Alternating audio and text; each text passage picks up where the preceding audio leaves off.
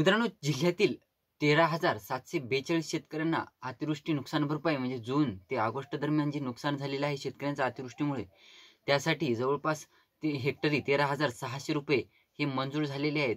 तर ते जिल्हा कोणता आहे आणि जिल्ह्यातील कोणकोणत्या तालुक्यातील शेतकरी यासाठी पात्र ठरवण्यात आलेले आहेत. त्याचबरोबर निधी किती कोटीचा किंवा किती लाखाचा मंजूर झालेला आहे, अशा अनेक प्रश्नांची उत्तरे आपण आजच्या व्हिडिओमध्ये क्लिअर करण्याचा प्रयत्न करणार आहोत. तत्पूर्वी चॅनलवर नवीन असाल तर चॅनलला सबस्क्राईब करा आणि समोरील जे बेल आयकॉन बटन आहे ते दाबायला विसरू नका. तर नमस्कार मित्रांनो, मी राज सुरेत्र, स्वागत आहे कृषी मॅन यूट्यूब चॅनलमध्ये. मित्रांनो, एकंदरीत बघायचं झालं तर जून ते ऑगस्ट दरम्यान जवळपास बऱ्याच जिल्ह्यामध्ये अतिवृष्टी झाली होती. आता काही जिल्ह्यामध्ये जूनमधली कन्सिडर केलेली, काही जिल्ह्यामध्ये जुलैमधली अतिवृष्टी कन्सिडर केली, असे टप्प्याटप्प्याच्या अतिवृष्ट्या कन्सिडर केल्या. त्यात मित्रांनो, आपण आज ज्या जिल्ह्याविषयी माहिती घेणार आहोत तो जिल्हा म्हणजे चंद्रपूर जिल्हा. तर चंद्रपूर जिल्ह्यामध्ये सुद्धा सेम कंडिशन आहे. जवळपास बघायचं झालं तर 13,742 शेतकरी या अतिवृष्टीसाठी पात्र ठरवण्यात आलेले आहेत आणि त्या अंतर्गत जवळपास 8,621 हेक्टरवरील क्षेत्र हे ग्राह्य धरण्यात आलेलं आहे.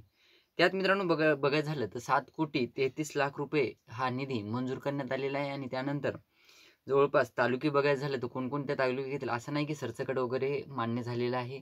तर सरसकट नाही मित्रांनो, या तालुक्यातील जवळपास 13,742 शेतकरी हे पात्र ठरवण्यात आलेले. आता कोणत्या तालुक्यात किती शेतकरी असू शकतात काही सांगता येणार नाही सध्या तरी. तर यामध्ये जवळपास वरोरा, भद्रावती, राजुरा, जिवती, कोरपना, चंद्रपूर, त्यानंतर ब्रह्मपुरी, नागभीड, शिंदेवाही, मूल, सावली व पोंभुर्णा तालुक्यातील शेतकरी यासाठी पात्र ठरवण्यात आलेले आहेत.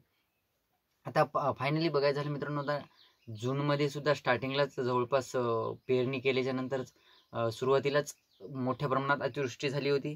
त्यामध्ये जवळपास धान, त्यानंतर सोयाबीन आणि कापूस पिकाचं मोठ्या प्रमाणात शेतकऱ्यांचं नुकसान झालेलं होतं.